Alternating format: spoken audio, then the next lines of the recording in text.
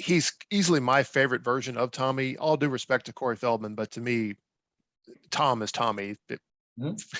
Alliteration aside, he shout out even to John Shepard too. I mean, like, I feel like each Tommy performer brought something to the role, added to the character. Tom became sort of the, I mean, for the kids, right? My brothers were big into Pokemon, so this makes it, it's like he was almost like a Pokemon, the three stages. You got Tommy, John, and Tom Matthews. So he's the final stage of Tommy Jarvis. And I guess we have like the fourth stage. Like, that's why I love working with Tom, is I got him in this sort of Obi-Wan Kenobi, old man Luke Skywalker stage, where it's beyond all the years. It's beyond the golden years. You know what I mean? It's been dry for years. Jason's been missing for all this time.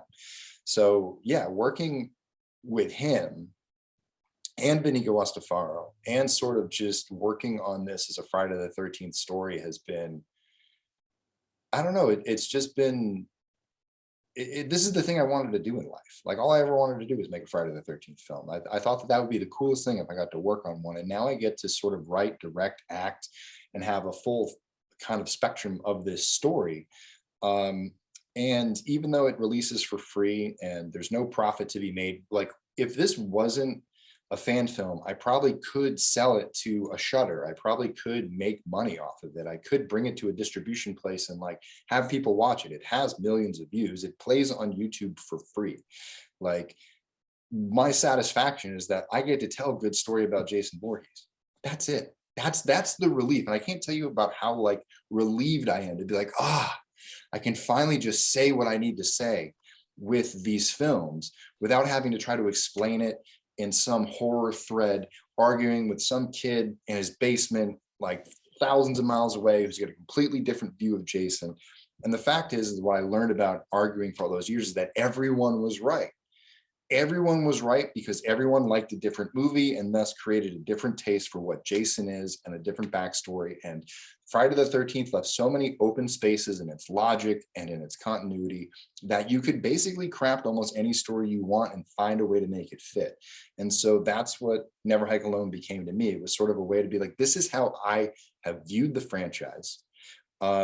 Because of Barry J., our executive producer on Never Hike Alone, he's the one who contacted us with Tom Matthews.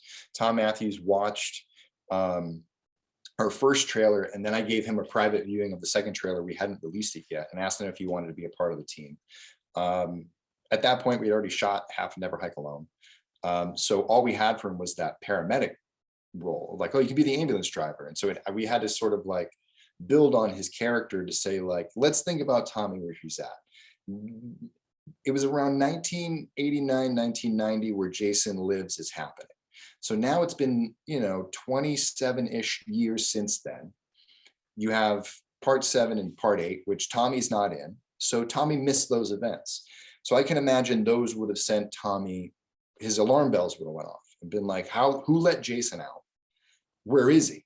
And so now Tommy's been searching for Jason since around 1998 for, that's now 19 years of searching for Jason and not finding a single thing.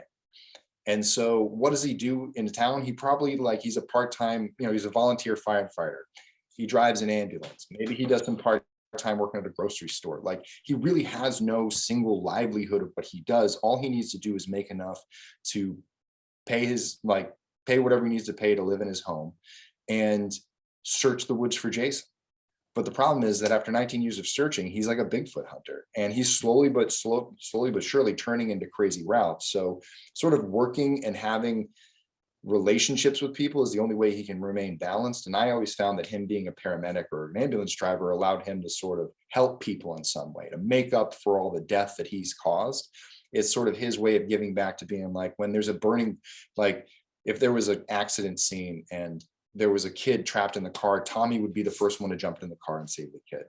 I don't have the money to do a flipped over car scene where Tommy goes in and pulls the kid out of the burning car, but that's the sort of character that he was to me. And I said, that's who Tommy became. I can see Tommy doing that with his health issues. Like, it'll be tough for him to get jobs. And I know some EMTs, so I know that they let that shit slide.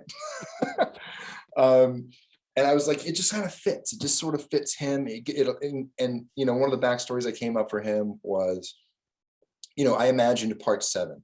And I imagined all of the firefighters and the paramedics walking around, and they're taping off the thing, and somewhere Sheriff Guastafaro, Rick Colon is walking around. And Tommy shows up like, what happened? Who let Jason out? And then tries to cross that line, and he's not allowed past. So they stop him.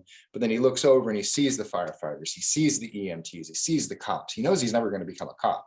So he does some volunteer firefighter work.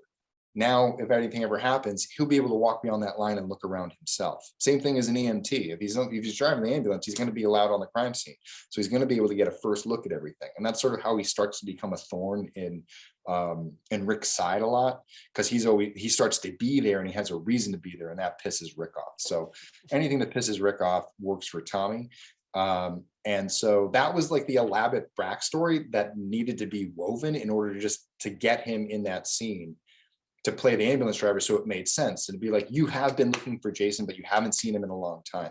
And even though there are warning signs that Jason could be out there, you've sort of given up hope. And after all, like, if this guy did run into Jason, like, he would be dead. Like, he wouldn't have made it out alive. Like, there's no way.